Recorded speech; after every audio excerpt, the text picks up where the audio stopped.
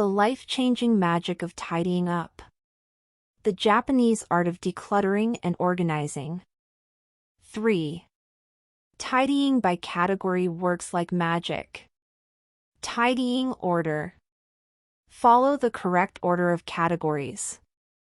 The door opens with a click, and a woman looks out at me somewhat anxiously. Hello.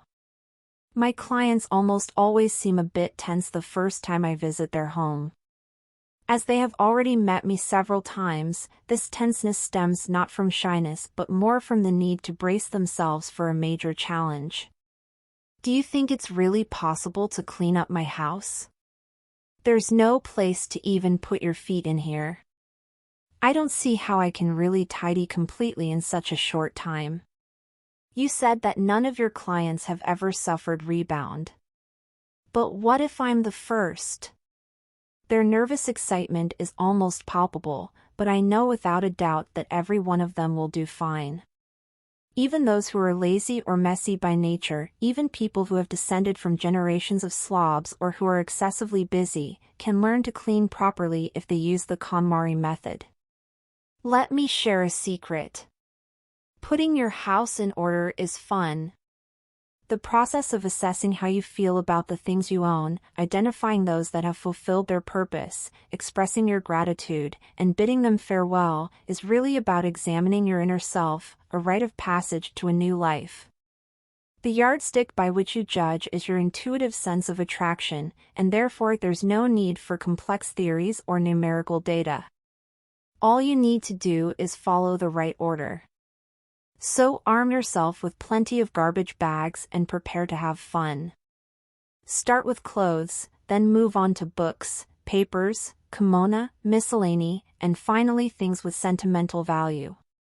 If you reduce what you own in this order, your work will proceed with surprising ease. By starting with the easy things first and leaving the hardest for last, you can gradually hone your decision-making skills so that by the end, it seems simple. For the first category, clothing, I recommend dividing further into the following subcategories to increase efficiency. Tops, shirts, sweaters, etc. Bottoms, pants, skirts, etc. Clothes that should be hung, jackets, coats, suits, etc. Socks.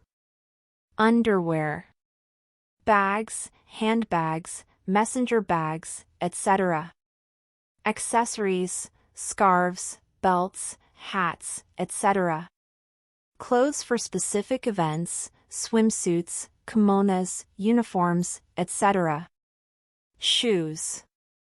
And, yes, I include handbags and shoes as clothing. Why is this the optimal order? I am actually not sure why, but based on the experience I've gained devoting half my life to tidying, I can tell you for certain that it works. Believe me. If you follow this order, you'll speed through the work and achieve visible results surprisingly quickly.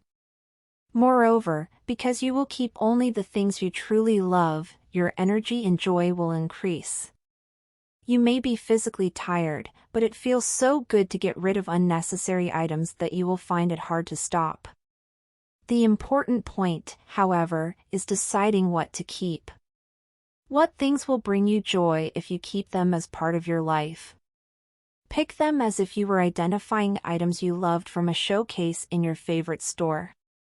Once you've grasped the basics, put all your clothes in one heap, take them in your hand one by one, and ask yourself quietly, does this spark joy? Your tidying festival has begun. Clothing. Place every item of clothing in the house on the floor. The first step is to check every closet and dresser in the house and gather all your clothes in one spot. Don't leave a single wardrobe or dresser drawer unopened. Make sure you have gathered every last piece of clothing. When my clients think they have finished, I always ask them this question. Are you sure there's not a single piece of clothing left in the house? Then I add, you can forget about any clothes you find after this. They'll automatically go in the discard pile. I let them know I'm quite serious. I have no intention of letting them keep anything found after the sorting is done. The response is usually, "Oh, wait. I think there might be something in my husband's closet," or "Ah, I might have hung something in the hallway," followed by one last dash around the house and a few extra items added to the pile. This ultimatum sounds a bit like the automatic withdrawal system for paying bills at the bank, but when my clients know there's a firm deadline, they search their memories one more time because they don't want to lose clothes without being given a chance to decide. Although I rarely have to follow through on my threat, if someone doesn't remember an item at this point, it obviously doesn't inspire a thrill of joy, and therefore I am quite ruthless. The only exception is clothes that happen to be in the laundry. When all the clothes have been gathered together, the pile of tops alone is usually knee-deep. The term tops includes clothes for every season, from t-shirts and camisoles to knitted sweaters. The average number of items in this initial pile is around 160. Confronted by their first obstacle in the tidying process, most people are overwhelmed by the sheer volume of what they actually own. At this point, I usually say, let's start with off-season clothes. I have a good reason for choosing off-season clothing for their first foray into this tidying gala. It's the easiest category for tuning into one's intuition concerning what feels good. If they start with clothes they are currently using, clients are more likely to think, "It doesn't spark joy, but I just wore it yesterday," or "If I don't have any clothes left to wear, what am I going to do?" This makes it harder for them to make an objective decision. Because off-season clothes are not imminently necessary, it is much easier to apply the simple criterion of whether or not they bring you joy. There's one question I recommend asking when you select off-season clothes. Do I want to see this outfit again next time it's in season? Or, to rephrase it, would I want to wear this right away if the temperature suddenly changed? Do I want to see it again?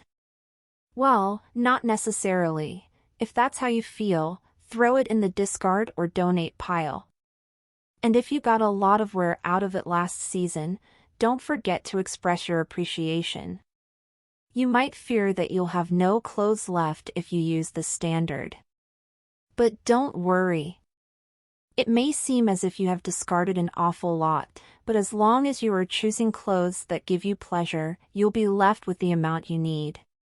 Once you have gotten the knack of choosing what you love, you can move on to each subcategory of in-season clothing.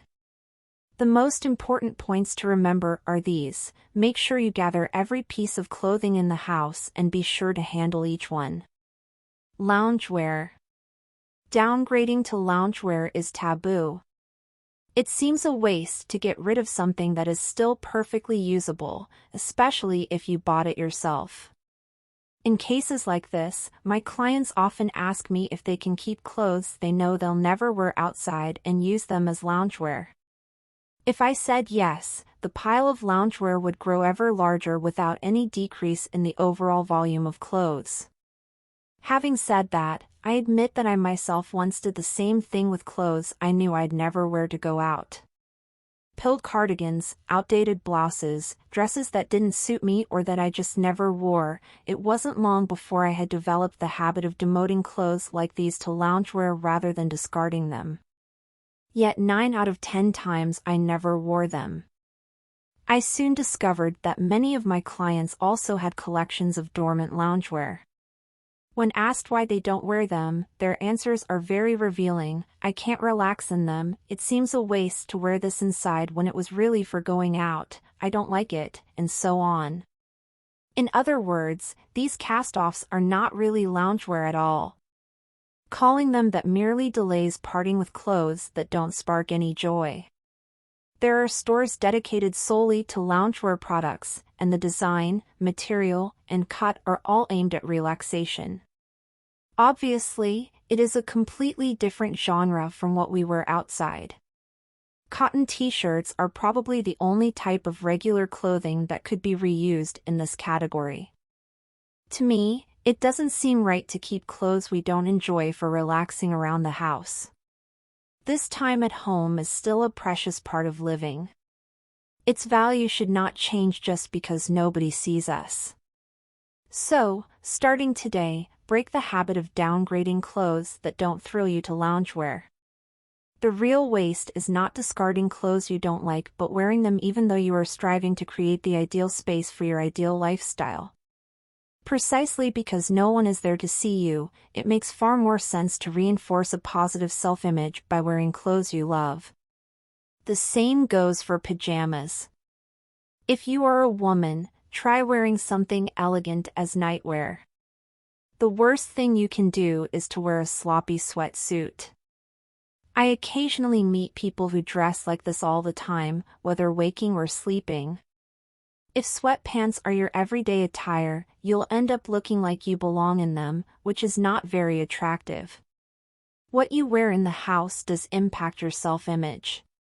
Clothing storage. Fold it right and solve your storage problems.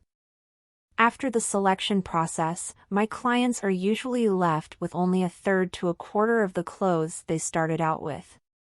As the clothes they want to keep are still piled in the middle of the floor, it is time to start putting them away. Before I go on to that step, however, let me tell you a story. I once had a client with a problem that I just could not understand. A woman in her 50s, she told me during our initial interview that she didn't have enough closet space in her house for all her clothes. From the floor plan, however, it was clear not only that she had 2 full closets to herself but that those closets were 1.5 times larger than average. Although this should have been plenty of space, she also had a clothing stand with 3 rods full of clothes. Amazed, I roughly estimated that she must have more than 2,000 outfits in her wardrobe. It was only when I visited her home that I finally understood. Upon opening her wall-length closet, my jaw dropped. It was like looking at the crowded racks at the dry cleaners. Hanging neatly on hangers were not just coats and skirts but also t-shirts, sweaters, purses, and even underwear.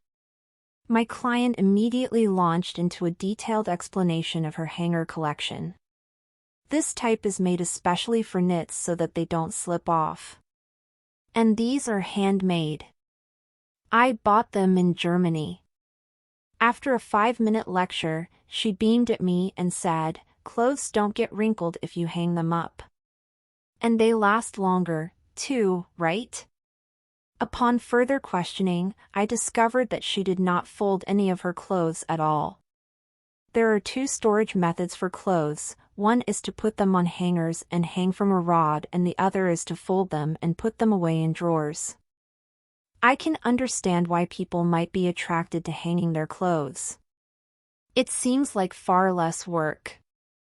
However, I strongly recommend folding as the main storage method.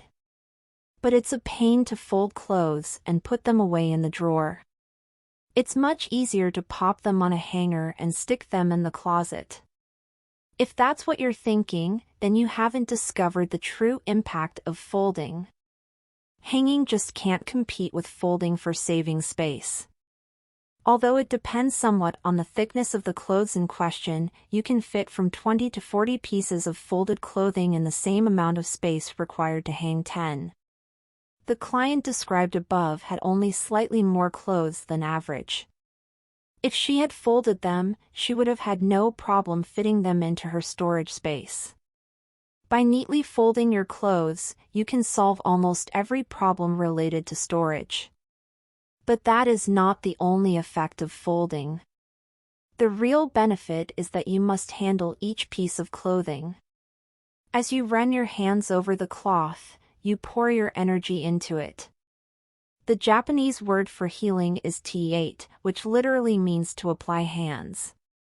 The term originated prior to the development of modern medicine when people believed that placing one's hand on an injury promoted healing. We know that gentle physical contact from a parent, such as holding hands, patting a child on the head, and hugging, has a calming effect on children. Likewise, a firm but gentle massage by human hands does much more to loosen knotted muscles than being pummeled by a massage machine. The energy that flows from the person's hands into our skin seems to heal both body and soul. The same is true for clothing. When we take our clothes in our hands and fold them neatly, we are, I believe, transmitting energy, which has a positive effect on our clothes. Folding properly pulls the cloth taut and erases wrinkles, and makes the material stronger and more vibrant. Clothes that have been neatly folded have a resilience and sheen that can be discerned immediately, clearly distinguishing them from those that have been haphazardly stuffed in a drawer. The act of folding is far more than making clothes compact for storage. It is an act of caring, an expression of love and appreciation for the way these clothes support your lifestyle.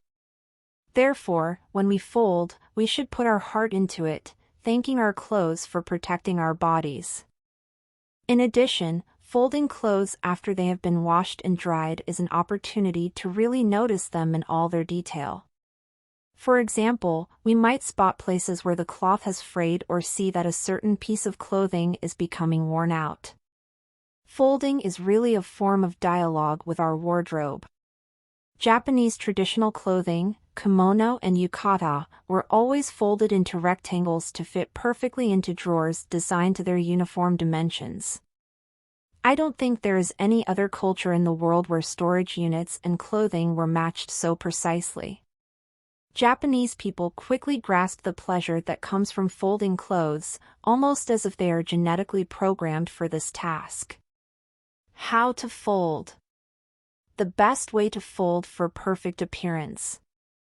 The laundry is done and ready to be put away, but this is where many people get stuck.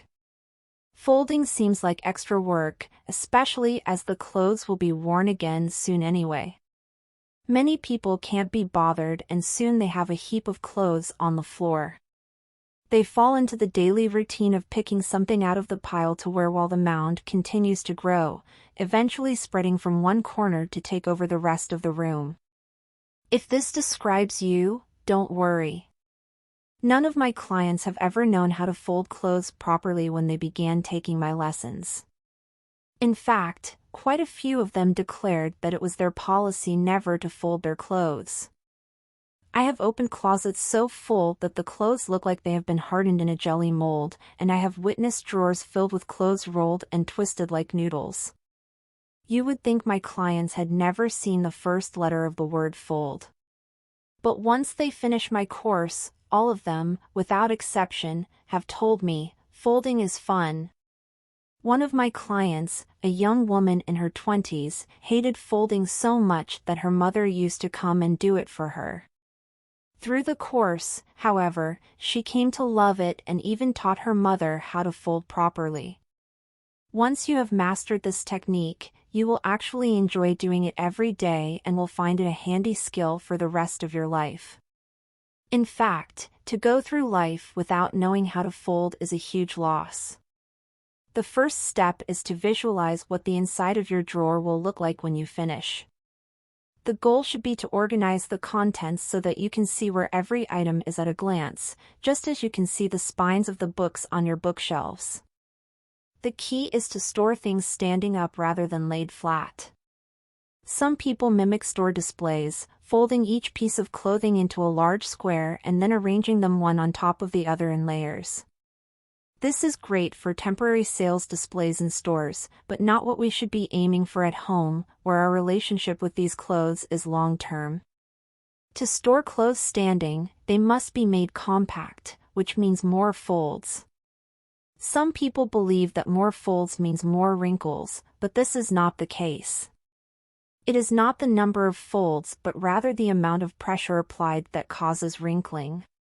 Even lightly folded clothes will wrinkle if they are stored in a pile because the weight of the clothes acts like a press.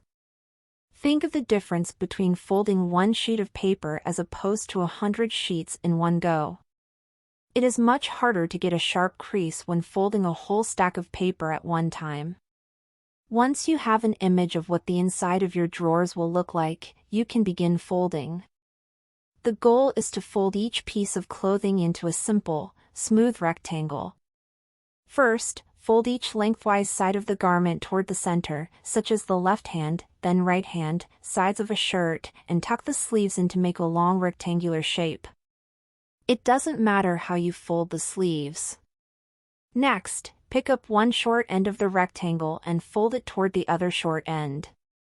Then fold again, in the same manner, in halves or in thirds. The number of folds should be adjusted so that the folded clothing when standing on edge fits the height of the drawer. This is the basic principle that will ultimately allow your clothes to be stacked on edge, side by side, so that when you pull open your drawer you can see the edge of every item inside. If you find that the end result is the right shape but too loose and floppy to stand up, it's a sign that your way of folding doesn't match the type of clothing. Every piece of clothing has its own sweet spot where it feels just right, a folded state that best suits that item. This will differ depending on the type of material and size of the clothing, and therefore you will need to adjust your method until you find what works. This isn't difficult. By adjusting the height when folded so that it stands properly, you'll reach the sweet spot surprisingly easily. Folding goes even more smoothly if you fold thin, soft material more tightly, reducing it to a small width and height, and thick, fluffy materials less. In cases where one end of the piece of clothing is thicker than the other, it also helps to keep the thinner end in your hand while folding. There is nothing more satisfying than finding that sweet spot. The piece of clothing keeps its shape when stood on edge and feels just right when held in your hand. It's like a sudden revelation, so this is how you always wanted to be folded, a historical moment in which your mind and the piece of clothing connect.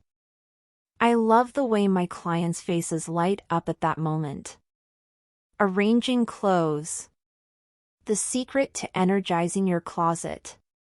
It feels great to open up your closet and see the clothes you love arranged neatly on hangers. But my clients' closets are often such a mess that it takes courage just to open them, and, once open, it's impossible to find anything in them. There are two possible causes. The first is that the closet is simply too full. One of my clients had jammed so many clothes inside that it took her 3 full minutes to extract a single outfit. The hangers were so closely packed that when, after much grunting and pulling, she finally managed to extract an outfit, the clothes on either side popped out with it like bread from a toaster. I could see why she had not used that closet for several years. This is an extreme example, but it is true that most people store far more than necessary in their closets. This is one reason I recommend folding whatever clothes you can. Of course, there are some types of clothing that are better stored on hangers. These include coats, suits, jackets, skirts, and dresses. My standard is this: hang any clothes that look like they would be happier hung up, such as those made with soft materials that flutter in the breeze or highly tailored cuts, which protest at being folded. These we should hang willingly. The other cause of a messy closet is lack of knowledge. Many people simply don't know how to organize clothes on hangers. The most basic rule is to hang clothes in the same category side by side, dividing your closet into a jacket section, a suit section, and so on. Clothes, like people, can relax more freely when in the company of others who are very similar in type, and therefore organizing them by category helps them feel more comfortable and secure. You can literally transform your closet just by applying this principle. Of course, many people insist that even when they organize their clothes by category, it isn't long before their closets are messy again. So let me introduce a secret for maintaining the neatness of closets that you work hard to organize. Arrange your clothes so that they rise to the right. Take a moment to draw an arrow rising toward the right and then another descending to the right. You can do this on paper or just trace them in the air. Did you notice that when you draw an arrow rising to the right it makes you feel lighter?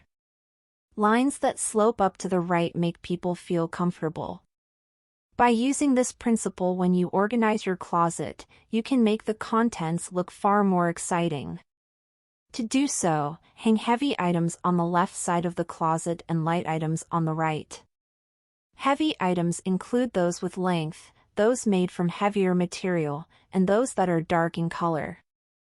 As you move toward the right side of the closet, the length of the clothing grows shorter, the material thinner, and the color lighter. By category, coats would be on the far left, followed by dresses, jackets, pants, skirts, and blouses. This is the basic order, but depending on the trends in your wardrobe, what classifies as heavy in each category will differ. Use your intuition to create a balance that makes it appear as if the clothes are sloping up to the right. In addition, organize the clothes within each category from heavy to light. When you stand in front of a closet that has been reorganized so that the clothes rise to the right, you will feel your heart beat faster and the cells in your body buzz with energy. This energy will also be transmitted to your clothes. Even when you close the closet door, your room will feel fresher.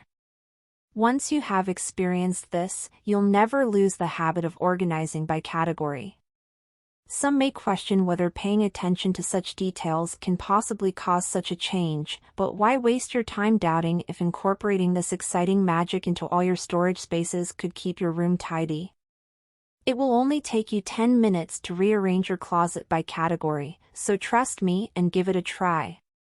But don't forget that you first need to reduce your wardrobe to only those clothes that you really love. Storing socks. Treat your socks and stockings with respect.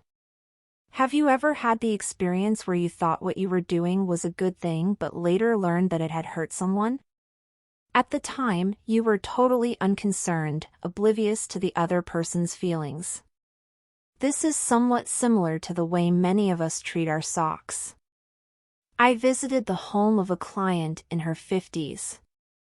As always, we started with her clothes. We moved through her wardrobe at a smooth pace, finished the underwear, and were ready to start organizing her socks.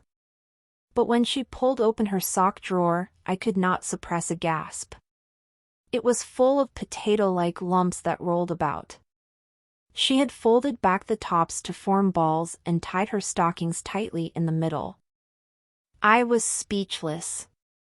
Dressed in a crisp white apron, my client smiled at me and said, "It's easy to pick out what I need this way, and it's quite simple to put them away as well, don't you think?" Although I frequently run into this attitude during my lessons, it never fails to astonish me. Let me state here and now, never, ever tie up your stockings. Never, ever ball up your socks. I pointed to the balled-up socks. Look at them carefully. This should be a time for them to rest. Do you really think they can get any rest like that? That's right. The socks and stockings stored in your drawer are essentially on holiday. They take a brutal beating in their daily work, trapped between your foot and your shoe, enduring pressure and friction to protect your precious feet. The time they spend in your drawer is their only chance to rest. But if they are folded over, balled up, or tied, they are always in a state of tension, their fabric stretched and their elastic pulled. They roll about and bump into each other every time the drawer is opened and closed. Any socks and stockings unfortunate enough to get pushed to the back of the drawer are often forgotten for so long that their elastic stretches beyond recovery. When the owner finally discovers them and puts them on, it will be too late and they will be relegated to the garbage. What treatment could be worse than this?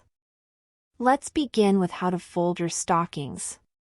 If you've tied them up, start by undoing the knot. Lay the toes one on top of the other and fold the stocking in half lengthwise. Then fold it into thirds, making sure that the toes are inside, not outside, and that the waistband protrudes slightly at the top. Finally, roll the stocking up toward the waistband. If the waistband is on the outside when you finish, you've done it right. Fold knee-high stockings the same way. With thicker material, such as tights, it is easier to roll if you fold them in half rather than in thirds. The point is that the stocking should be firm and stable when you've finished, much like a sushi roll. When you store the stockings in your drawer, arrange them on end so that the swirl is visible. If you are storing them in plastic drawers, I recommend putting them into a cardboard box first, so that they don't slip and unroll, and putting the box into the drawer. A shoebox is the perfect size for a stocking divider. This method is a win-win solution. It allows you to see how many stockings you have at a single glance, protects your stockings from damage, and keeps them smooth and unwrinkled so that they are easier to put on. And it makes your stockings much happier, too. Folding socks is even easier. If you've folded back the tops, start by unfolding them. Place one sock on top of the other and follow the same principles as those for folding clothing. For low-cut socks that just cover the feet, folding twice is enough. 4 ankle socks, 3 times, 4 knee socks and over-knee socks, 4 to 6 times. You can adjust the number of folds to achieve the height that best suits the drawer. It's easy. Just aim to make a simple rectangle, the key to folding. Store the socks on edge, just as you did for clothing. You'll be amazed at how little space you need compared to your potato ball days, and you'll notice your socks breathing a sigh of relief at being untied. When I see high school students wearing high socks that are loose at the top, I long to tell them how to fold their socks properly. Seasonal clothes. Eliminate the need to store off-season clothes. June in Japan is the rainy season. It is also traditionally the month for koromogi, when people change to summer clothes. This is preceded by several weeks of cleaning and packing away winter clothes and bringing out summer clothes. Whenever this time of year approaches, it reminds me that I used to do this, too. For years, however, I have not bothered to put away off-season clothes. The custom of koromogi originated in China and was introduced to Japan as a court custom during the Heian period, 794 to 1185 AD. It was only in the late 19th century, when workers and students began to wear uniforms, that the custom was introduced in businesses and schools. Companies and schools officially switched to the summer uniform at the beginning of June and to the winter uniform at the beginning of October. In other words, this rule was only applied within organizations, and its extension to the ordinary home was not really necessary. But like every other Japanese, I, too, was convinced that I had to store and unpack seasonal clothing twice a year in June and October. I spent these 2 months busily emptying and refilling the contents of closets and drawers. To be honest, I found this custom a nuisance. If a dress I wanted to wear was stored away in a box on the top shelf of the closet, it seemed like far too much trouble to get it down and dig it out. Instead, I would compromise and wear something else. There were some years when I didn't manage to unpack my summer clothes until July, and I would realize that in the meantime I had bought clothes similar to those I already owned. Often as soon as I got out my summer clothes, the weather would suddenly turn cold again. The custom of storing seasonal clothes is behind the times. With the introduction of air conditioning and heating, our homes are less subject to the weather outside. It's not uncommon now to see people wearing t-shirts indoors even in winter. So it's time to abandon this custom and keep all our clothes ready to be used year-round, regardless of the season. My clients love this approach, especially because they can grasp at all times exactly what clothes they have. No difficult techniques are required. All you need to do is organize your clothes on the premise that you aren't going to put off-season clothes in storage. The trick is not to over-categorize. Divide your clothes roughly into cotton-like and wool-like materials when you put them in the drawer. Categorizing by season, summer, winter, fall and spring, or by activity, such as work and leisure, should be avoided because it is too vague. If my client's space is limited, I have them store only small, specific off-season items, such as bathing suits and sun hats for the summer season, and mufflers, mittens, and earmuffs for the winter season. Although not a small item, winter coats can also be put away in the back of the closet during the off-season. For those of you who still don't have enough space, let me share a few tips for storing your off-season clothes. Many people store their off-season clothes in plastic cases with lids. These, however, are the hardest type of storage units to use effectively. Once in the closet, something is bound to be placed on top of it, and pulling the case out and opening it up seems like too much extra work. In the end, it is all too easy to forget the case is even there until the season is almost over. If you are planning to buy storage units in the near future, I recommend that you get a set of drawers instead. Be careful not to bury clothes in the cupboard even if they are off-season. Clothes that have been shut up for half a year look wilted, as if they have been stifled. Instead, let in some light and air occasionally. Open the drawer and run your hands over the contents. Let them know you care and look forward to wearing them when they are next in season. This kind of communication helps your clothes stay vibrant and keeps your relationship with them alive longer. Storing books. Put all your books on the floor. Once you have finished organizing and storing your clothes, it's time to move on to books. Books are one of 3 things that people find hardest to let go. Many people say that books are one thing they just can't part with regardless of whether they are avid readers or not, but the real problem is actually the way in which they part with them. One of my clients, a woman in her 30s who worked for a foreign consulting firm, loved books. She had read not only every business book but also a broad range of novels and manga. Naturally, her room was filled with books. She had 3 large ceiling-height bookshelves full of books, plus about 20 waist-high towers of books piled precariously on the floor. When walking through the room, I had to sidestep and twist to avoid bumping into them. I said to her what I say to all my clients. Please start by removing every book from your shelves and putting them all on the floor. Her eyes grew round. All of them? There's an awful lot. Yes, I know. All of them, please. But, she hesitated for a moment as though searching for words before continuing. Wouldn't it be easier to choose them while they're still on the shelf and I can see the titles? Books are usually arranged in rows in bookcases so that their titles are clearly visible, so it does seem to make more sense to weed out those you don't want when you can see them. Not only that, but books are heavy. Taking them all off the shelf only to put them back on again seems like a waste of effort. Even so, do not skip this step. Remove all the books from your bookcases. You cannot judge whether or not a book really grabs you when it's still on the shelf. Like clothes or any other belongings, books that have been left untouched on the shelf for a long time are dormant. Or perhaps I should say they're invisible.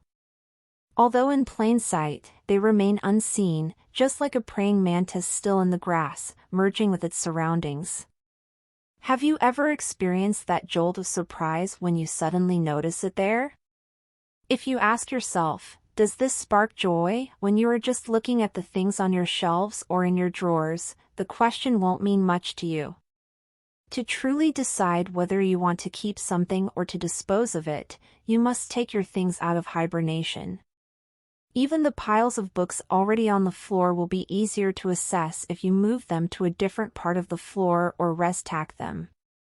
Just like the gentle shake we use to wake someone up, we can stimulate our belongings by physically moving them, exposing them to fresh air and making them conscious. While helping my clients tidy their homes or offices, I stand in front of the mound of books they have piled on the floor and clap my hands, or I gently stroke the book covers. Although my clients look at me strangely at first, they are inevitably surprised at how quickly and precisely they are able to choose after this. They can see exactly what they need and don't need. It is much harder to choose books when they are still on the shelf, which means you will have to repeat the process later. If there are too many books to arrange on the floor all at one time, I ask my clients to divide them into 4 broad categories. General, books you read for pleasure. Practical, references, cookbooks, etc. Visual, photograph collections, etc. Magazines. Once you have piled your books, take them in your hand one by one and decide whether you want to keep or discard each one. The criterion is, of course, whether or not it gives you a thrill of pleasure when you touch it. Remember, I said when you touch it. Make sure you don't start reading it. Reading clouds your judgment. Instead of asking yourself what you feel, you'll start asking whether you need that book or not. Imagine what it would be like to have a bookshelf filled only with books that you really love. Isn't that image spellbinding? For someone who loves books, what greater happiness could there be? Unread books. Sometime means never. The most common reason for not discarding a book is I might read it again. Take a moment to count the number of favorite books that you have actually read more than once. How many are there? For some it may be as few as 5, while for some exceptional readers it may be as many as 100. People who reread that many, however, are usually people in specific professions, such as scholars and authors. Very rarely will you find ordinary people like me who read so many books. Let's face it. In the end, you are going to read very few of your books again.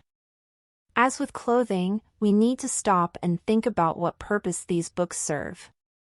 Books are essentially paper, sheets of paper printed with letters and bound together. Their true purpose is to be read, to convey the information to their readers. It's the information they contain that has meaning. There is no meaning in their just being on your shelves. You read books for the experience of reading. Books you have read have already been experienced and their content is inside you, even if you don't remember. So when deciding which books to keep, forget about whether you think you'll read it again or whether you've mastered what's inside. Instead, take each book in your hand and decide whether it moves you or not. Keep only those books that will make you happy just to see them on your shelves, the ones that you really love. That includes this book, too. If you don't feel any joy when you hold it in your hand, I would rather you discard it. What about books that you have started but not yet finished reading? Or books you bought but have not yet started? What should be done with books like these that you intend to read sometime?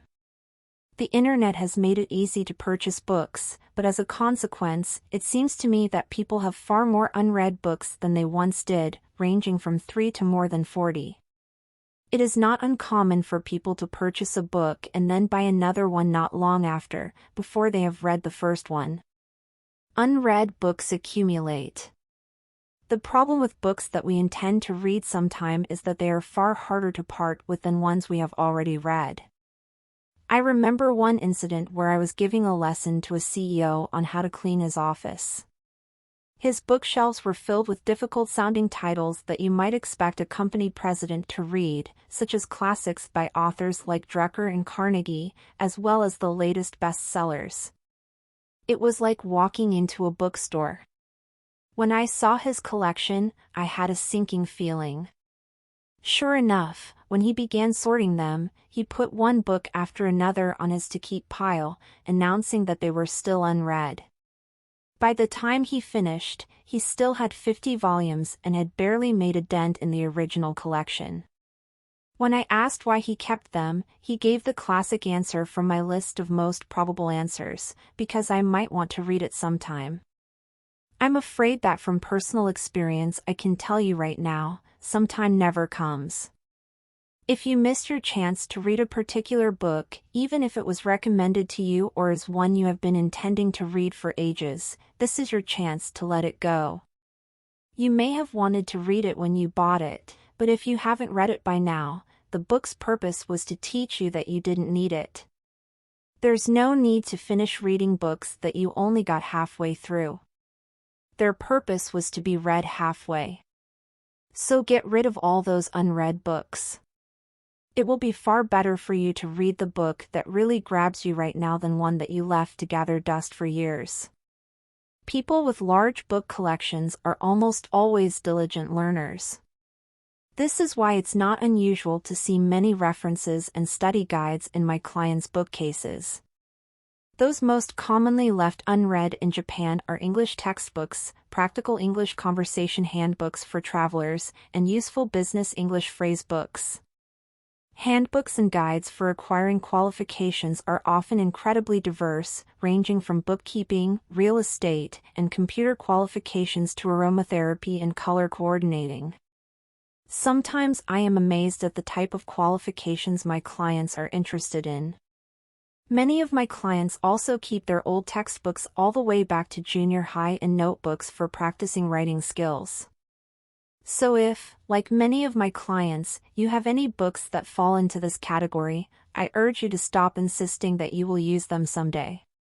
Get rid of them today. Why? Because the odds are very low that you'll ever read them. Of all my clients, less than 15% put such books to use. When they explain why they hang on to them, their answers are all about what they intend to do someday. I'd like to study this someday. I'll study it when I have a little more time. I thought it would be useful to master English. I wanted to study bookkeeping because I'm in management. If you haven't done what you intended to do yet, donate or recycle that book. Only by discarding it will you be able to test how passionate you are about that subject. If your feelings don't change after discarding it, then you're fine as is. If you want the book so badly after getting rid of it that you're willing to buy another copy, then buy one, and this time read and study it. Books to keep. Those that belong in the Hall of Fame. I now keep my collection of books to about 30 volumes at any one time, but in the past, I found it very hard to discard books because I love them. The first time I sorted through my library using the yardstick of whether or not they gave me joy, I had about 100 volumes left in my bookcase. Although this is not excessive compared to the average, I felt that I could still reduce. One day I decided to take a closer look at what I had. I started with books that I considered taboo to discard. In my case, first on the list was Alice in Wonderland, which I have read repeatedly since grade 1. Books like this, which fall into one's personal book hall of fame, are simple to identify. Next, I looked at books that inspired pleasure but didn't quite make it into the Hall of Fame. As time passes, the content of this category naturally changes, but these books are the ones I definitely want to keep right now. At that time, one of these was The Art of Discarding, which first opened my eyes to tidying, although I no longer have it. Books that provide this degree of pleasure are also fine to keep. The most difficult ones are those that give you moderate pleasure, those with words and phrases that moved your heart and that you might want to read again. These are the hardest to discard. Although I felt no pressure to get rid of them, I could not overlook the fact that they only gave me moderate pleasure, particularly not when I was pursuing perfection in the field of tidying. I began to search for a way to let them go without regret and eventually hit upon what I called the bulk reduction method. Realizing that what I really wanted to keep was not the book but certain information or specific words it contained, I decided that if I kept only what was necessary, I should be able to part with the rest. My idea was to copy the sentences that inspired me into a notebook. Over time, I thought, this would become a personal collection of my favorite words of wisdom. It might be fun to read it over in the future and trace the path my interests had led me. With great excitement, I pulled out a notebook I liked and launched my project. I began by underlining the places I wanted to copy.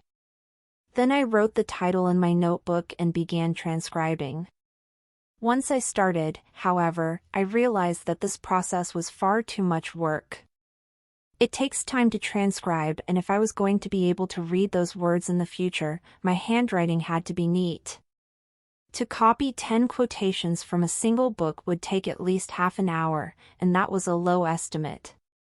The thought of doing this for 40 books made me dizzy. My next plan was to use a copy machine. I would copy the sections I wanted to keep and cut and paste them into the notebook. This, I thought, should be much quicker and easier. But when I tried it, it was even more work. I finally decided to rip the relevant page out of the book. Pasting pages into a notebook was also a pain, so I simplified the process by slipping them into a file instead. This only took 5 minutes per book, and I managed to get rid of 40 books and keep the words that I liked. I was extremely pleased with the results. 2 years after launching this bulk reduction method, I had a sudden flash of realization. I had never once looked at the file I created. All that effort had just been to ease my own conscience. Recently, I have noticed that having fewer books actually increases the impact of the information I read. I recognize necessary information much more easily. Many of my clients, particularly those who have disposed of a substantial number of books and papers, have also mentioned this. For books, timing is everything. The moment you first encounter a particular book is the right time to read it. To avoid missing that moment, I recommend that you keep your collection small. Sorting papers. Rule of thumb: discard everything. Once you've finished organizing your books, it's time to move on to your papers. For example, the letter holder bursting with envelopes that hangs on your wall, the school announcements stuck to your fridge, the unanswered invitation to your school reunion lying by the phone, the newspapers that have accumulated on your table over the last few days. There are several spots within the house where papers tend to pile up like snowdrifts. Although the general assumption is that there are far fewer papers in the home than in an office, this is actually not true. The minimum amount of paper my clients discard or recycle is 2 45-liter bags. The maximum, so far, is 15 bags. I don't know how many times I hear my clients' paper shredders jam. It is extremely difficult to manage such a large volume of paper, yet I occasionally meet some amazing clients whose filing skills take my breath away.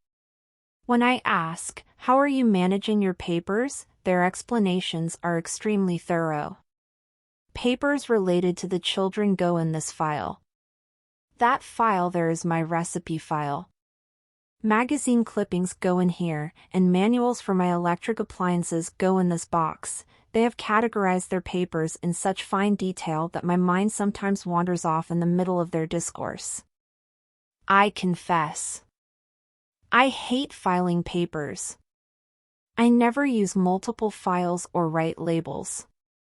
This system perhaps works better in an office setting where many people use the same documents, but there is absolutely no need to use such a detailed filing system in the home. My basic principle for sorting papers is to throw them all away. My clients are stunned when I say this, but there is nothing more annoying than papers. After all, they will never inspire joy, no matter how carefully you keep them. For this reason, I recommend you dispose of anything that does not fall into one of 3 categories: currently in use, needed for a limited period of time, or must be kept indefinitely.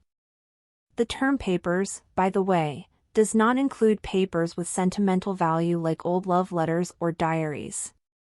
Attempting to sort these will slow down your pace drastically. Limit yourself at first to sorting papers that give you no thrill at all and finish the job in one go. Letters from friends and lovers can be left for when you tackle sentimental items. Once you've gone through those papers that don't evoke any pleasure, what should you do with the ones that you've decided to keep? My filing method is extremely simple. I divide them into two categories: papers to be saved and papers that need to be dealt with. Although my policy is to get rid of all papers, these are the only categories I make for those that can't be discarded. Letters requiring a reply, forms that need to be submitted, a newspaper that I intend to read, make a special corner for papers like these that need to be dealt with. Make sure that you keep all such papers in one spot only. Never let them spread to other parts of the house. I recommend using a vertical organizer in which papers can be stored standing up and designating a specific place for it. All papers requiring attention can be placed in here without separating them.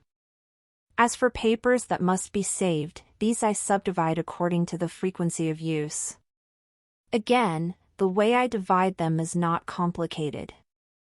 I organize them into infrequently used papers and more frequently used papers. Infrequently used papers include insurance policies, guarantees, and leases. Unfortunately, these must be kept automatically regardless of the fact that they spark no particular joy in your heart. As you will almost never need to access papers in this category, you don't have to put a lot of effort into storing them. I recommend putting them all into a single ordinary clear plastic folder without worrying about further categorization. The other subcategory consists of papers that you will take out and look at more frequently, such as outlines of seminars or newspaper clippings. These are meaningless unless they are stored in a way that's easy to access and read, which is why I recommend inserting them into the book-like pages of a clear plastic file folder. This category is the trickiest of them all. Although papers like this are not really necessary, they tend to multiply. Reducing the volume of this category is key to organizing your papers. Papers are organized into only three categories: needs attention, should be saved, contractual documents, and should be saved, others. The point is to keep all papers in one category in the same container or folder and to purposely refrain from subdividing them any further by content. In other words, you only need 3 containers or folders. Don't forget that the needs attention box ought to be empty. If there are papers in it, be aware that this means you have left things undone in your life that require your attention. Although I have never managed to completely empty my needs attention box, this is the goal to which we should aspire. All about papers. How to organize troublesome papers. My basic policy is to discard all papers, but there are always going to be some that are hard to get rid of. Let's consider here how to tackle these. Lecture materials. Those who enjoy studying are quite likely to attend seminars or courses in various subjects, such as aromatherapy, logical thinking, or marketing. The recent trend in Japan is to utilize time in the early morning to take seminars. The content and time frame are broadening, giving people a wide choice. For the participants, the materials diligently produced by the lecturer are akin to a badge of honor, and as such they are hard to part with. But when I visit the homes of these ardent learners, I find that these materials usurp much of the room, making their space oppressive. One of my clients was a woman in her 30s who worked for an advertising company. The moment I entered her room, I felt like I was in an office. My eyes were assaulted by rows of files with carefully printed titles. These are all materials from the seminars I took, she told me. A self-confessed seminar fanatic, she had saved and filed the materials from every seminar she had ever attended. People often insist, I want to restudy these materials sometime, but most never do so. Moreover, the majority of them usually have materials from multiple seminars on the same or similar subjects. Why? Because what they learned at the seminars did not stick. I am not saying this as a criticism, but merely to point out why it isn't worth keeping materials from past seminars. If the content is not put into practice, such courses are meaningless. A seminar's value begins the moment we start attending, and the key to extracting the full value is putting what we learn there into practice the moment the course ends. Why do people pay expensive fees for such courses when they can read the same content in a book or elsewhere? Because they want to feel the passion of the teacher and experience that learning environment. Thus, the real material is the seminar itself, and it must be experienced live. When you attend a seminar, do so with the resolve to part with every handout distributed. If you regret recycling it, take the same seminar again, and this time apply the learning. It's paradoxical, but I believe that precisely because we hang on to such materials, we fail to put what we learn into practice. The biggest collection of seminar materials I have come across so far was 199 files. Needless to say, I had her discard every single one. Credit card statements. Another thing to discard are all your credit card statements. What is their purpose? For most people, they are simply the means of checking how much money was spent on what during a particular month. So, once you've checked the content to confirm that it's correct and have recorded the figure in your household account book, the statement has fulfilled its purpose and you should discard it. Trust me. You need feel no guilt at all. Can you think of any other time that you would really need your credit card statements? Do you imagine that you might need them for a court case to prove how much was withdrawn? That's not going to happen, so there is no need to treasure these statements for the rest of your life. The same is true for notices of withdrawals from your account to pay utility fees. Be resolute and take this opportunity to get rid of them. Of all my clients, the ones who had the hardest time disposing of papers were a couple, both of whom were lawyers. They kept asking, "What if this document is needed in court?" At first, they made very little progress, but in the end, even they were able to discard almost all their papers without experiencing any problems. If they can do it, so can you. Warranties for electrical appliances. Whether a TV or a digital camera, all electrical appliances come with a warranty. This is the most standard document category in any home, and the one that almost everyone files and saves properly. The method of organizing, however, is usually almost but not quite right. In general, people save their warranties in clear folder files or accordion-style files. The attraction of these files is that the documents can be stored in separate compartments. However, therein lies their pitfall. Because they are so well divided, it is easy to overlook things. Most people save not only the warranty but also the operation manual in the same file. First, let's start by parting with these manuals. Take a look at them. Have you ever used them? In general, there are only a few manuals that we actually need to read, such as our computer or digital camera manual, and these are so thick that they won't fit in a file anyway. So basically, any manuals contained in your warranty folder can be discarded without causing any difficulty. To date, all my clients have discarded most of their manuals, including those for their PCs and cameras, and none of them has experienced any problems from doing so. If they have a problem, they can usually fix it themselves by fiddling with the machine, and they can find solutions for anything they can't figure out on their own from the internet or the place of purchase. So I assure you, you can dispose of them without any qualms. Getting back to warranties, the filing method I recommend is to put them all in a single clear file, without separating them into categories. Warranties are only used once a year if at all. What point is there in carefully sorting and separating them when the odds that they will be needed are so low? Moreover, if you've filed them in a file folder, you'll have to flip through the pages to find the right warranty. In that case, it's just as easy to keep them all in one file, pull out the entire stack, and search through it. If you sort in too much detail, it means you will have fewer opportunities to look at each warranty. Before you realize it, the warranty will be out of date. If you have to sift through them all when you need one anyway, this becomes an excellent opportunity to check the expiration dates of your other warranties. This way, you don't have to go to the trouble of deliberately checking the contents just for the expiration dates, and often, you don't even have to buy the clear file in which you store the warranties because there is usually at least one already in the house. Finally, this method takes up 1/10 of the space of conventional methods. Greeting cards. In Japan, it is the custom to send New Year's cards to convey New Year's greetings. Many have lottery numbers at the bottom. This means that each card has fulfilled its purpose the moment the receiver finishes reading it.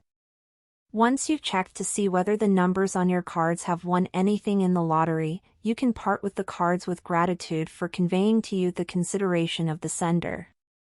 If you save the cards to confirm the sending address for the following year, then only save 1 year's worth. Dispense with those that are 2 or more years old, except those that spark joy in your heart. Used checkbooks. Used checkbooks are just that, used. You're not going to look at them again, and even if you do, it won't increase the amount of money in the bank, so, really, get rid of them. Pay slips. The purpose of your pay slip is to inform you how much you have been paid for this month. Once you've checked the content, its usefulness is over. Komono, miscellaneous items. Keep things because you love them, not just because. I pull out a drawer in a client's home and discover a strange little box, just waiting to be opened, like a tantalizing book that promises some fascinating tale. But for me there is no excitement whatsoever. I know exactly what I'll find inside. Loose change, hairpins, erasers, spare buttons, wristwatch parts, batteries that may or may not be dead, leftover medicine, lucky charms, key rings. And the list goes on. I already know what the client's answer will be if I ask why these things are in that box, just because. Many items within the home are treated in the same way. They are placed, stored, and accumulate just because, without our giving them much thought. I call this category komono, a Japanese term that the dictionary defines variously as small articles, miscellaneous items, accessories, gadgets or small tools, parts, or attachments, an insignificant person, small fry. It's no wonder people don't know what to do with things that fall into such a vague and all-encompassing category. Still, it's time to bid farewell to this just because approach. These items play an important part in supporting your lifestyle and therefore they, too, deserve to be handled one by one and sorted properly. Unlike clothes or books, this category includes a diverse range of items, and the thought of trying to sort and organize them may seem daunting. If you deal with them in the proper order, however, this task is actually quite simple. The basic order for sorting komono is as follows. 1. CDs, DVDs. 2. Skincare products. 3. Makeup. 4. Accessories. 5. Valuables, passports, credit cards, etc. 6. Electrical equipment and appliances, digital cameras, electric cords, anything that seems vaguely electric. 7. Household equipment, stationery and writing materials, sewing kits, etc. 8. Household supplies, expendables like medicine, detergents, tissues, etc. 9. Kitchen goods/food supplies, spatulas, pots, blenders, etc. 10. Other, spare change, figurines, etc. If you have many items related to a particular interest or hobby, such as ski equipment or tea ceremony articles, treat these as a single subcategory. I recommend this particular order because it is easier if you start with more personal items and clearly defined content first. If you live alone, you don't really need to worry about the order as long as you do one subcategory at a time. Too many people live surrounded by things they don't need just because. I urge you to take stock of your komono and save only, and I mean only, those that bring you joy. Common types of komono. Disposables. A surprising number of things are instantly identifiable as disposable without even asking. Does this spark joy? I have already pointed out how important it is to relinquish the things that you find it hard to part with. It is equally important when putting your house in order to actually notice the things you have kept for no particular reason. The majority of people are surprisingly unaware of the odds and ends taking up space in their homes. Gifts. A plate received as a wedding favor that still sits in its box on top of the china cabinet. A key holder you received as a souvenir from a friend that now lies in your drawer. A set of peculiar-smelling incense presented to you by your colleagues on your birthday.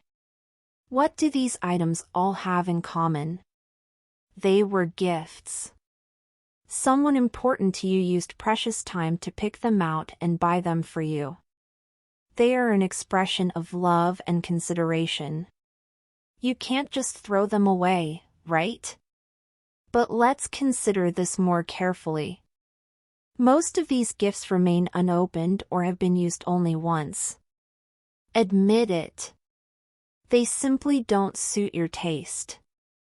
The true purpose of a present is to be received.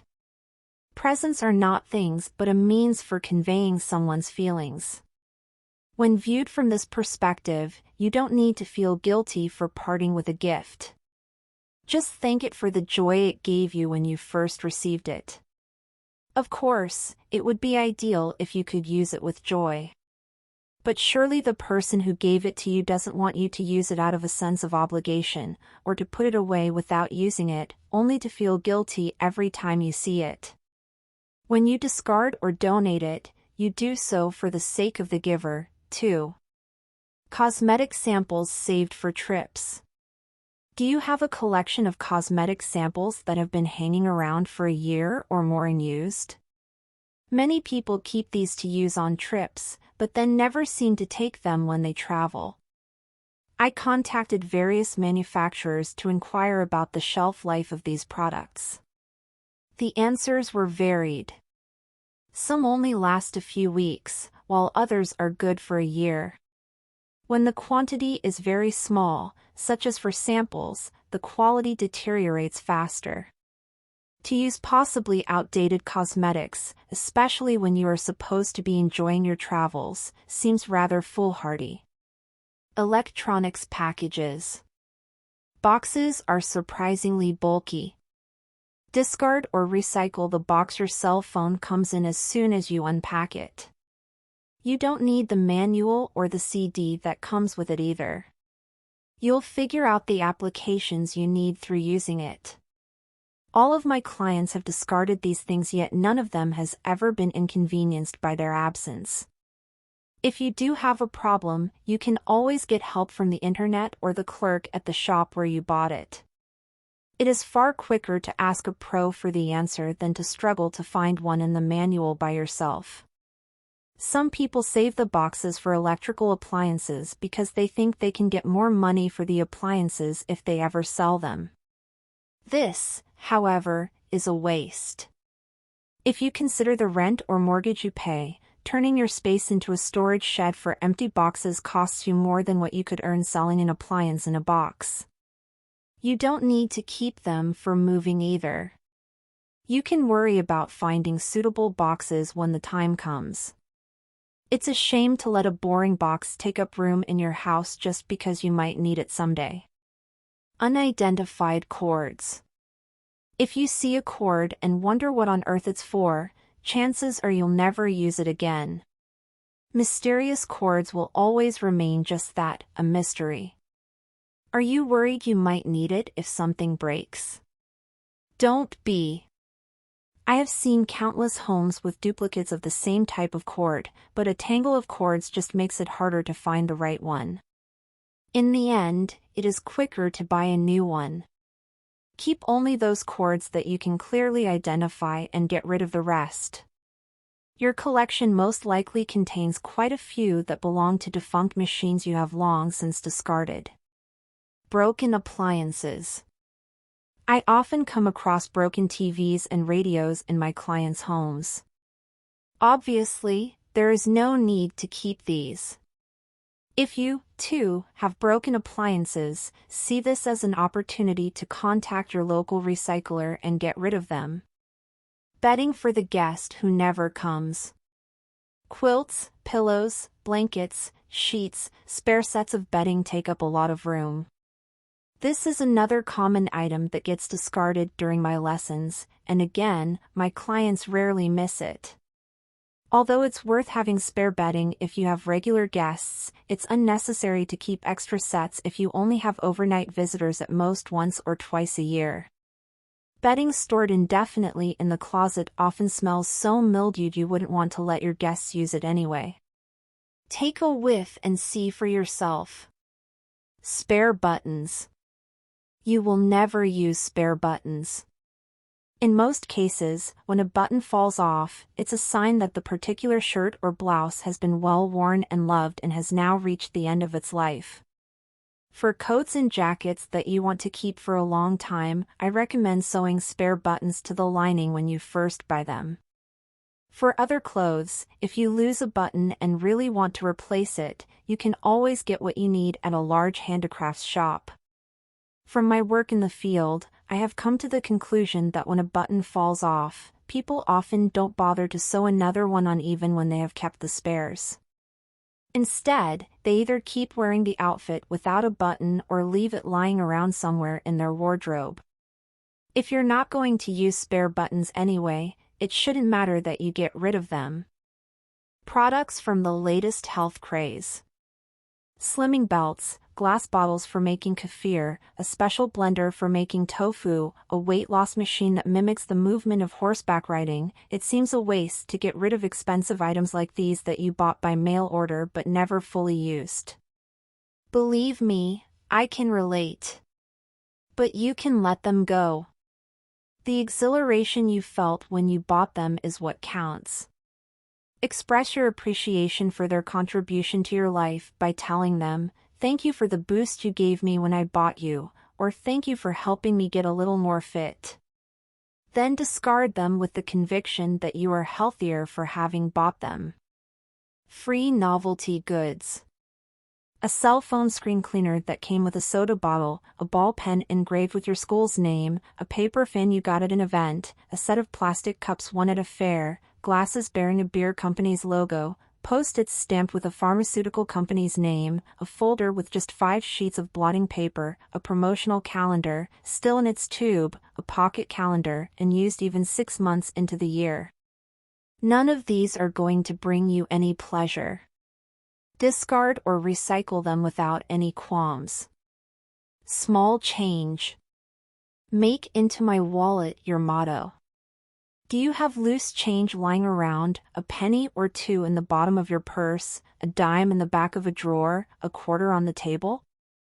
I always find coins when I'm helping clients put their house in order. The king of the komono category, coins can be found in the entrance hall, the kitchen, the living room, the washroom, on top of furniture, and inside drawers. Despite the fact that coins are perfectly good cash, they are treated with far less respect than paper money. It seems strange that they should be left lying around the house where they are of no use at all. Whenever my clients come across loose change during tidying, I make sure it goes straight into their wallets, never into a piggy bank. Unlike the other categories, you don't need to gather coins from every part of the house. Instead, just pop them into your wallet whenever you stumble on them. If you put them in a piggy bank, you are simply transferring the place where they will be ignored. People who have lived in the same house for a long time are particularly prone to forgetting about their little cache of coins. Frankly, no one I've met who saved pennies without a clear purpose has ever actually used them. If you are saving coins with the vague idea that it would be nice to see how many you can accumulate, now is the time to take them to the bank. The longer you wait, the heavier your cash will be, and the more bother to take it to the bank. I have also noticed that for some unfathomable reason many of my clients start saving coins in bags when their piggy bank is full. Years later during my course, they stumble across a bag bursting with coins in the back of a cupboard. By that time, it is pungent with the smell of rust and mold, the coins are discolored, and they make a dull clinking sound instead of jingling. At this point, my clients would rather just ignore the bag's existence. Writing this description is hard enough, but to actually see these coins, stripped of their dignity as money, is heartrending. I beg you to rescue those forgotten coins wasting away in your home by adopting the motto into my wallet. Sentimental items. Your parents' home is not a haven for mementos. Now that you have organized your clothes, books, papers, and komono, you can finally tackle the last category, items that have sentimental value. I leave this for last because these are the hardest things to discard. Just as the word implies, mementos are reminders of a time when these items gave us joy. The thought of disposing of them sparks the fear that we'll lose those precious memories along with them. But you don't need to worry. Truly precious memories will never vanish even if you discard the objects associated with them. When you think about your future, is it worth keeping mementos of things that you would otherwise forget? We live in the present. No matter how wonderful things used to be, we cannot live in the past. The joy and excitement we feel here and now are more important. So, once again, the way to decide what to keep is to pick up each item and ask yourself, does this spark joy? Let me tell you about a client of mine whom I'll call A. She was a 30-year-old mother of 2 in a 5-member household. When I visited her house for our second session, it was obvious that the number of things in her home had decreased. "You really worked hard," I said. "It looks like you must have gotten rid of about 30 bags worth of stuff." Looking very pleased, she said, "Yes, I did. I sent all my keepsakes to my mother's place." I could hardly believe my ears. She had used the send it to my parents method of tidying. When I first started this business, I actually thought that being able to send things home was the privilege of people who came from large houses in the country. The majority of my clients were single women or young mothers living in Tokyo. If they asked permission to send things to their parents' house, I said, "Sure. As long as you do it right away." I never thought anything of this until my clientele expanded to homes in rural towns. When I learned the true state of parents' houses, I was forced to retract my rash words. Now I realize that people who have a convenient place to send things, such as a parent's house, are actually quite unfortunate. Even if the house is large with rooms to spare, it is not some infinitely expanding fourth dimension. People never retrieve the boxes they send home. Once sent, they will never again be opened. But let me get back to my story. Sometime later, A's mother started taking my course. I knew that if she were to graduate, we would have to do something about the luggage A had sent home. When I visited the house, I found that A's room had been left untouched. Her things filled the bookcase and the closet, and now there were 2 big boxes parked on the floor. Her mother's dream was to have a space of her own in which she could relax, but even though I had moved out long ago, with her things still enshrined in her room, the only space her mother felt was hers was the kitchen. This seemed very unnatural. I contacted A and announced, "You and your mother won't graduate from this course until you have both dealt with the stuff you left at your parents' house." On the day of her last lesson, I looked extremely happy. Now I can enjoy the rest of my life free from care. She had gone back home and put her things in order. In the boxes, she had found a diary, photographs of old boyfriends, a mountain of letters and New Year's cards, and more. I was just fooling myself by sending the things I couldn't bear to part with to my parents. When I looked at each item again, I realized that I had lived those moments to the fullest, and I was able to thank my keepsakes for the joy they gave me at the time. When I threw them away, I felt like I was confronting my past for the first time in my life. That's right. By handling each sentimental item and deciding what to discard, you process your past. If you just stow these things away in a drawer or cardboard box, before you realize it, your past will become a weight that holds you back and keeps you from living in the here and now. To put your things in order means to put your past in order, too. It's like resetting your life and settling your accounts so that you can take the next step forward. Another item that is just as difficult to discard is keepsakes from one's children. A Father's Day present with the words "Thanks, Dad." A picture your son drew that was selected by the teacher to hang in the school hall, or an ashtray your daughter made. If these things still bring you joy, it is fine to keep them. But if your children are already grown and you are keeping them because you think discarding them will hurt your children's feelings, ask them. They are quite likely to say, "What? You still have that? Go ahead and get rid of it." And what about things from your own childhood? Do you still keep your report cards or graduation certificates? When my client pulled out a school uniform from 40 years ago, even I felt my heart constrict with emotion. But it still should be disposed of. Let all those letters you received years ago from a girlfriend or boyfriend go. The purpose of a letter is fulfilled the moment it is received.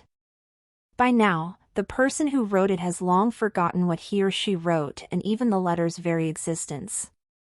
As for accessories you received as gifts, keep them only if they bring you pure joy. If you are keeping them because you can't forget a former boyfriend, it's better to discard or donate them. Hanging on to them makes it more likely that you will miss opportunities for new relationships. It is not our memories but the person we have become because of those past experiences that we should treasure. This is the lesson these keepsakes teach us when we sort them. The space in which we live should be for the person we are becoming now, not for the person we were in the past. Photos. Cherish who you are now. If you have been sorting and discarding things in the order I recommend, you have likely stumbled across photographs in many different places, perhaps stuck between books on a shelf, lying in a desk drawer, or hidden in a box of odds and ends. While many may already have been in albums, I'm sure you found the odd photo or two enclosed with a letter or still encased in the envelope from the photo shop. I don't know why so many people leave photos in these envelopes. Because photos tend to emerge from the most unexpected places when we are sorting other categories, it is much more efficient to put them in a designated spot every time you find one and deal with them all at the very end. There is a good reason to leave photos for last. If you start sorting photos before you have honed your intuitive sense of what brings you joy, the whole process will spin out of control and come to a halt. In contrast, once you have followed the correct order for tidying, i.e., clothes, books, papers, komono, sentimental items, sorting will proceed smoothly, and you will be amazed by your capacity to choose on the basis of what gives you pleasure. There is only one way to sort photos, and you should keep in mind that it takes a little time. The correct method is to remove all your photos from their albums and look at them one by one. Those who protest that this is far too much work are people who have never truly sorted photos.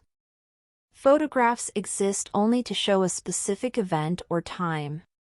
For this reason, they must be looked at one by one. When you do this, you will be surprised at how clearly you can tell the difference between those that touch your heart and those that don't. As always, only keep the ones that inspire joy. With this method, you will keep only about 5 per day of a special trip, but this will be so representative of that time that they bring back the rest vividly. Really important things are not that great in number. Unexciting photos of scenery that you can't even place belong in the garbage. The meaning of a photo lies in the excitement and joy you feel when taking it. In many cases, the prints developed afterward have already outlived their purpose.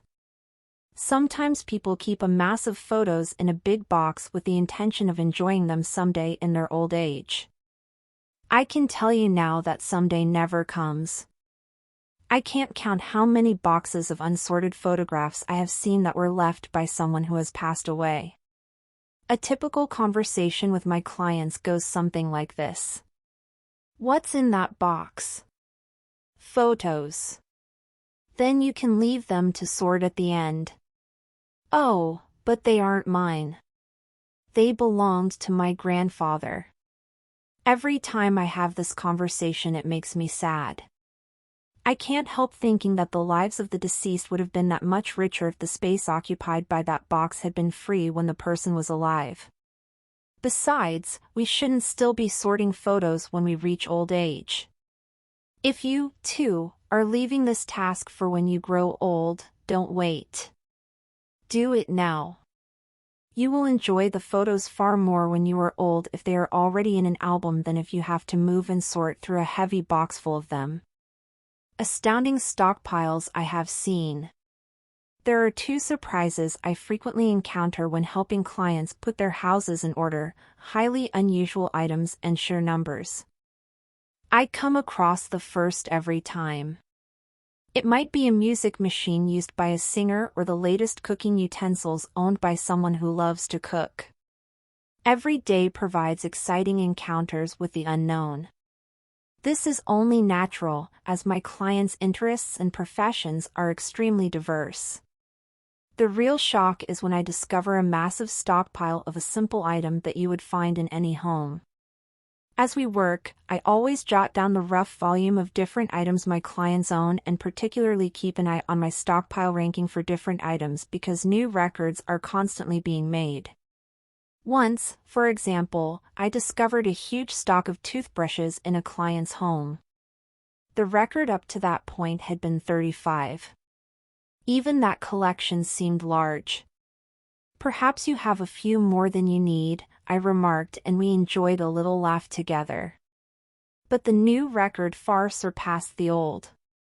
This client had 60 toothbrushes. Arranged in boxes in the cupboard under the sink, they looked like a work of art. It's interesting how the human mind tries to make sense even out of the nonsensical. I found myself pondering whether she would go through one a day if she brushed her teeth too hard, or if perhaps she used a different brush for each tooth. Another surprise was a stock of 30 boxes of plastic kitchen wrap. I opened the cupboard above the kitchen sink to find it completely filled with an array of what looked like large yellow Lego blocks. I use plastic wrap every day so it goes down fast, my client explained. But even if she used one box a week, that supply would last her over half a year. Regular size wrap comes in 20-meter rolls. To use up one roll a week, you would have to cover an 8-inch diameter plate 66 times, even allowing for rather generous use. Just the thought of repeating the action of pulling and tearing plastic wrap that many times would give me carpal tunnel syndrome. As for toilet paper, the record stock so far is 80 rolls. I have loose bowels, you see. I run out very quickly, was the client's excuse.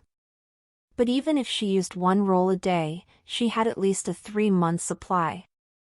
I'm not sure she could have used up one roll a day even if she spent all day wiping her bottom, and by that time her bottom would have been rubbed raw. It made me wonder whether I should be giving her skin cream rather than lessons in cleaning.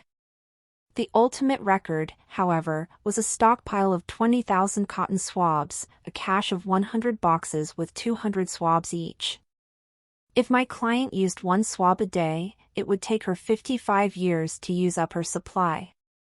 By the time she had finished, she might have developed amazing techniques for cleaning her ears. The last swab used on the last day would appear almost sacred. You may find these accounts hard to believe, but I'm not kidding. The strange thing is that these clients never realized how many items they actually had until they began putting their house in order.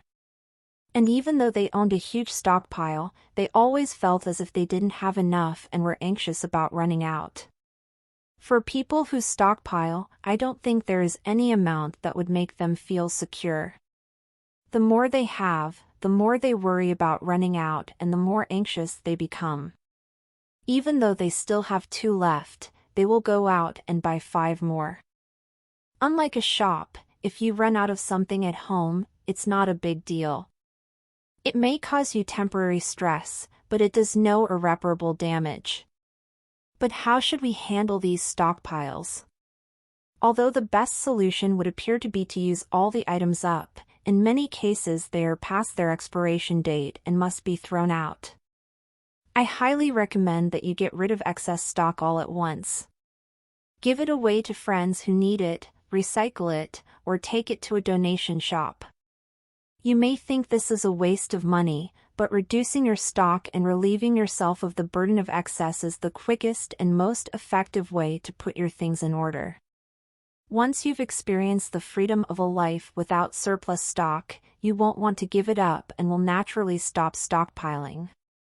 My clients tell me that now life is more fun because when they run out of something they enjoy seeing how long they can last without it or trying to substitute other things. It's important to assess what you have on hand now and eliminate excess. Reduce until you reach the point where something clicks. Sort by category, in the correct order, and keep only those things that inspire joy. Do this thoroughly and quickly, all in one go. If you follow this advice, you will dramatically reduce the volume of things you own, experience an exhilaration you have never known before, and gain confidence in your life. What is the perfect amount of possessions? I think that most people don't know. If you have lived in Japan or the United States all your life, you have almost certainly been surrounded by far more than you need. This makes it hard for many people to imagine how much they need to live comfortably. As you reduce your belongings through the process of tidying, you will come to a point where you suddenly know how much is just right for you. You will feel it as clearly as if something has clicked inside your head and said, "Ah, this is just the amount I need to live comfortably. This is all I need to be happy. I don't need anything more." The satisfaction that envelopes your whole being at that point is palpable. I call this the just right click point. Interestingly, once you have passed this point, you'll find that the amount you own never increases. And that is precisely why you will never rebound. The click point differs from one person to another. For a shoe lover, it might be 100 pairs of shoes, while a book lover might not need anything but books. Some people, like me, have more loungewear than clothes for going out, while others may prefer to go naked in the home and therefore have no loungewear at all. You'd be surprised at how many fall into this latter category. As you put your house in order and decrease your possessions, you'll see what your true values are, what is really important to you in your life. But don't focus on reducing, or on efficient storage methods, for that matter. Focus instead on choosing the things that inspire joy and on enjoying life according to your own standards. This is the true pleasure of tidying. If you have not yet felt a click, don't worry. You can still reduce. Tackle this job with confidence. Follow your intuition and all will be well. Choose those things that spark joy when you touch them. Hang those clothes that would be happier on hangers. Don't worry about throwing away too much. There will come a moment when you know what is just right. If you have read this far, you have probably noticed that in my method your feelings are the standard for decision making. Many people may be puzzled by such vague criteria as things that give you a thrill of pleasure or click point. The majority of methods give clearly defined numerical goals, such as discard anything you haven't used for 2 years, 7 jackets and 10 blouses is the perfect amount, get rid of one thing every time you buy something new. But I believe this is one reason these methods result in rebound. Even if these methods temporarily result in a tidy space, automatically following criteria proposed by others and based on their know-how will have no lasting effect, unless their criteria happens to match your own standards of what feels right. Only you can know what kind of environment makes you feel happy. The act of picking up and choosing objects is extremely personal. To avoid rebound, you need to create your own tidying method with your own standards. This is precisely why it is so important to identify how you feel about each item you own. The fact that you possess a surplus of things that you can't bring yourself to discard doesn't mean you are taking good care of them. In fact, it is quite the opposite. By paring down to the volume that you can properly handle, you revitalize your relationship with your belongings. Just because you dispose of something does not mean you give up past experiences or your identity. Through the process of selecting only those things that inspire joy, you can identify precisely what you love and what you need. When we honestly confront the things we own, they evoke many emotions within us. Those feelings are real. It is these emotions that give us the energy for living. Believe what your heart tells you when you ask, does this spark joy? If you act on that intuition, you will be amazed at how things will begin to connect in your life and at the dramatic changes that follow. It is as if your life has been touched by magic. Putting your house in order is the magic that creates a vibrant and happy life.